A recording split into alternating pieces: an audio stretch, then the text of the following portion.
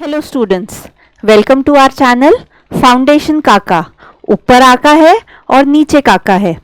आज हम एक एनसीईआरटी का इमेज आप देख रहे होंगे, chapter 5 the fundamental unit of life का last second figure that is 5.7 figure mitosis. आज हम इसके बारे में डिस्कस करेंगे जो कि हमारी बुक का बहुत ही कंफ्यूजिंग फिगर है, 5.7 एंड 5.8, जो कि हमें समझ में नहीं आता। तो आज हम इसी फिगर की बात करेंगे। उससे पहले हम थोड़ा सा माइटोसिस डिस्कस करेंगे। तो अगर आपको पता हो, mitosis is a type of cell division. ठीक है, आई होप मुझे आपको ये चीज पता होगी कि mitosis is a type of cell division. ठीक है, इसके अंदर एक सेल डिवाइड करता है। Mitosis type of cell division क्यों होता है? सबसे पहले तो भाई ये एक यूकैरियोटिक सेल के अंदर होता है। दूसरा, एक यूकैरियोटिक सेल को एक यूकैरियोटिक ऑर्गेनिज्म को माइटोसिस की क्यों जरूरत पड़ती है? तो इसके कुछ रीजंस है। पहला मैं यहां लिख रही हूं, फॉर रिपेयर फॉर एग्जाम्पल, अगर किसी ऑर्गेनिज्म में कोई डैमेज हो गया, फॉर एग्जाम्पल अगर आपके हाथ पे कोई चोट लग गई है, वहां पर जब सेल ग्रो करेंगे उस चोट को रिपेयर करने के लिए, तो जो डिवीजन होगा उस डिवीजन को आप बोलोगे माइटोसिस। दूसरा, ग्रोथ। जब एक बच्चे की हाइट बढ़ती है, वहां पर भी जो सेल्स हैं वो ग्रो करते हैं, उनका नंबर बढ़ता है, तो वहां पर भी जो टाइप ऑफ डिवीजन होगा वो होगा आपका माइटोसिस। तो माइटोसिस हमें कहां जरूरत होता है? हमें रिपेयर के लिए जरूरत होता है, हमें मेंटेनेंस के लिए जरूरत होता है और हमें ग्रोथ के लिए जरूरत होता है। तो 3 पॉइंट्स हो गए, रिपेयर, मेंटेनेंस एंड ग्रोथ।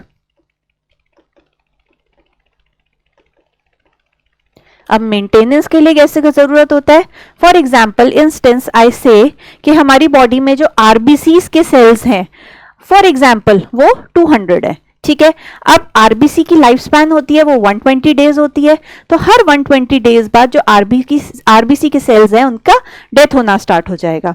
तो हमको वो नंबर जो है वो 200 पे मेंटेन रखना है, तो हमको वापस क्या करना पड़ेगा? आरबीसी के और सेल बनाने पड़ेंगे। तो ऐसे मेंटेनेंस में भी आपका माइटोसिस वर्क करता है।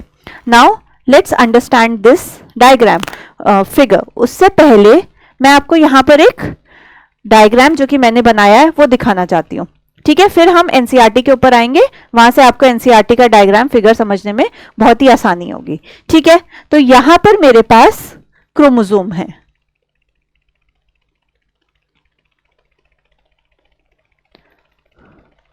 अगर हम क्रोमोसोम की बात करते हैं, अगर हम ह्यूमंस की बात करें, हमारे पास 23 पेयर ऑफ क्रोमोसोम है। मतलब हर एक क्रोमोसोम 2 के सेट में अपीयर करेगा।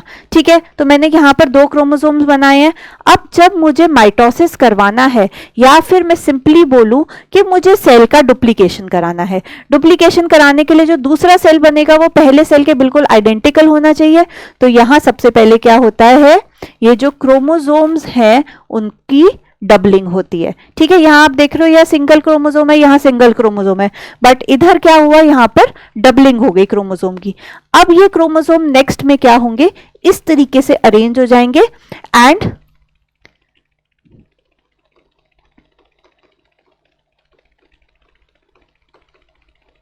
कुछ फाइबर्स, जिसको आप स्पिंडल फाइबर्स बोलते हैं, वो आकर के इन क्रोमोसोम के ऊपर अटैच होंगे। उसके बाद क्या होगा, ये फाइबर्स इसको पुल करेंगे ताकि ये पार्ट अलग हो जाए और यहां पर ये पार्ट अलग हो जाए, कुछ इस तरीके से।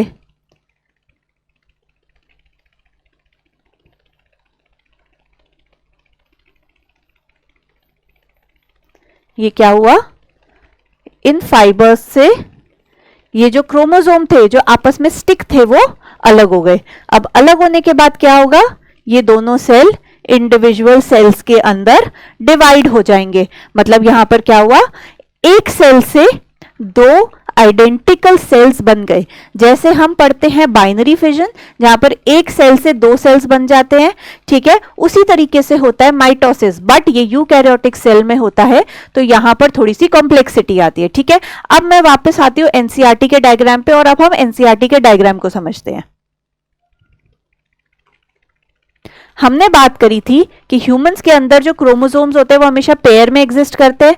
तो देखो pair 1 and this is pair 2।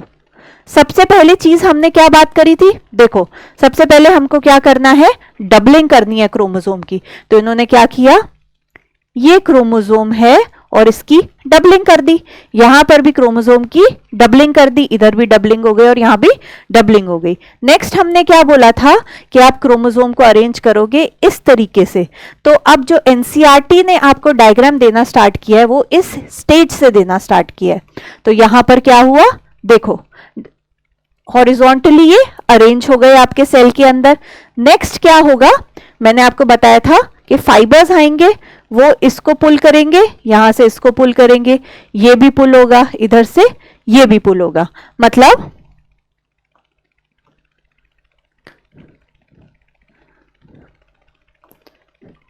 ये वाला पार्ट 1, 2, 3 एंड 4, ये जो इसके बिलो वाले पार्ट से अटैच्ड है वो अलग हो जाएगा और अलग होके एक तरफ चला जाएगा। फिर क्या होगा, सेल आपका 2 में डिवाइड हो जाएगा। तो यहां हमको दिख रहा है कि यही मैंने पार्ट्स बोले थे, ये देखो यहां पर अलग हो गए 3 एंड 4 और उसके बाद सेल आपका अलग हो गया। नाउ हमें क्या मिला, 2 आइडेंटिकल सेल। इस प्रोसेस को हमने बोला माइटोसिस। आपको मेरा वीडियो कैसा लगा कमेंट बॉक्स में जरूर बताइएगा and do like and subscribe our channel and don't forget to follow it, ताकि आपको और ऐसे इंटरेस्टिंग इमेजेस के सॉल्यूशंस मिल सके।